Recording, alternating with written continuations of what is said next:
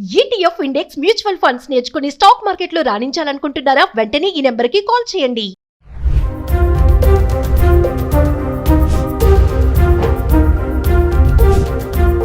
Hi hello namaste, welcome back to Suman TV. ప్రస్తుతం మనతో పాటు ఉన్నారు consumer welfare committee chairman Mandari Krishna Reddy గారు. నమస్తే సార్. నమస్తే సార్, మరి ట్రంప్ తీసుకునే నిర్ణయాలు ప్రపంచ దేశాలన్నీ కూడా కుదేలవుతున్నాయి. ఇప్పుడు కొత్తగా టారిఫ్ల విషయంలో కూడా మరి అమెరికన్స్ కూడా రివర్స్ ప్రొటెస్ట్ చేస్తున్నారు.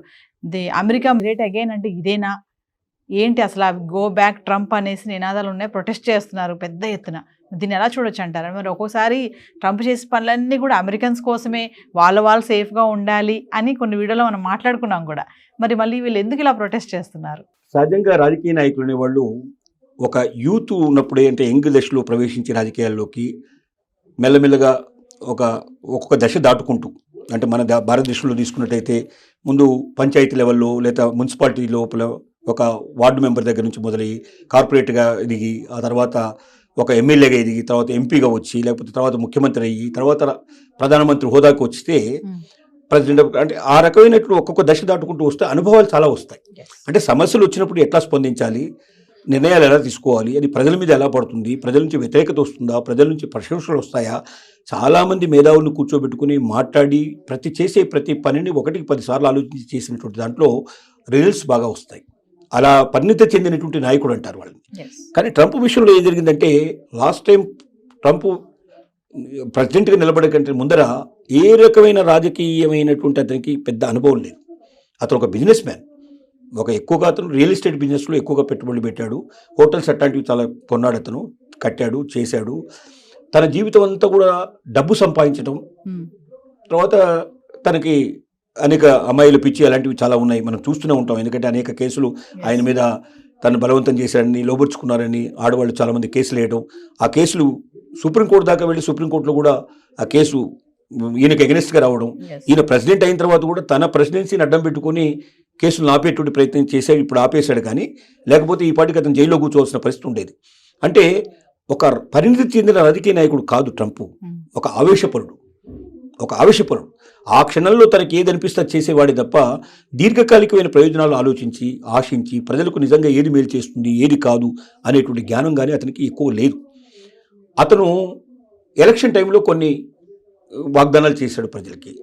ఆ వాగ్దానాలు ఎలా నెరవేర్చాలని, ఏం చేయాలి, మేధావులందరినీ కూర్చోబెట్టుకుని ఆలోచించి, ప్రజల మీద భారం పడకుండా, ప్రజలకు ఏమాత్రం కూడా ఇబ్బంది కలగకుండా, ప్రజలకు మేలు జరిగే పద్ధతి లోపల ఆ ఇచ్చిన వాగ్దానాలను నెరవేర్చే విధానాన్ని తొందరపడాల్సిన అవసరం లేదు. మెల్లగా ఒక తర్వాత ఒకటి అలా చేసుకుంటూ పోవచ్చు. కొన్ని చేయలేకపోతే, ఈ చేయడం వల్ల ఇలాంటి దుష్ఫలితాలు వస్తాయి కాబట్టి చేయలేకపోతున్నామని నిజాయితీగా ఒప్పుకుంటే కూడా ప్రజలు దాన్ని అర్థం చేసుకునే అవకాశం ఉండేది. కానీ అతను కొన్ని ప్రజలను ఆకర్షించేటువంటి, నేను ఇది చేస్తాను, అది చేస్తానని చెప్పేశాడు.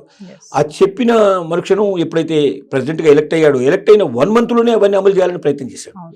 ఇది చాలా తొందరపాటు చర్య అయిపోయింది.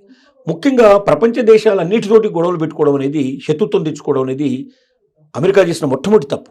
ట్రంప్ నిర్ణయంలో ప్రధానమైన మిస్టేక్ ఏంటంటే, నీకు ఇతర దేశాలతో ఎప్పుడైతే నువ్వు సంబంధం ఉంటుందో, ఎందుకంటే ఈ ప్రపంచంలో ఇవాళ ఏ ఒక్క దేశం నాకు నేనే గొప్ప, నాకు నేనే బతుకుతాను, నాకు ఏ దేశంతో సంబంధం ఉండకూడదని ఉండగలిగే పరిస్థితి లేదు ఇవాళ.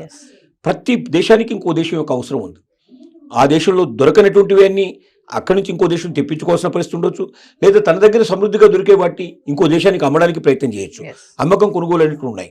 ఈ అమ్మకం కొనుగోలు దాంతో పాటుగా అందరూ విజిటర్స్ కూడా ఎక్కువగా వస్తే ఆ దేశానికి ఎక్కువ ఆదాయం వచ్చే అవకాశాలు ఉంటాయి. ప్రపంచంలో అన్ని నలుమూలల నుంచి వచ్చినప్పుడే సాధ్యమవుతుంది. కాబట్టి ఎన్నో రకాలైనటువంటి వ్యవహారాలు, జీవనశైలి లోపల ప్రతి దేశంతో ఏదో ఒక రకమైన సంబంధం మనం పెట్టుకోవాల్సిన పరిస్థితి ఉన్న రోజుల్లో మిత్రత్వాన్ని పెంచుకోవడానికి ప్రయత్నం చేయాలి తప్ప శత్రుత్వాన్ని తెచ్చుకోవడానికి మనం ప్రయత్నం చేయకూడదు. ఒక్కటేసారి మనం తేనెటీగల తుట్టిని కలిపినట్టుగా కలిపాడు ట్రంప్. చేసిన పని ఏంటంటే, అన్ని దేశాలతో ఒకేసారి వైరం తెచ్చుకున్నాడు.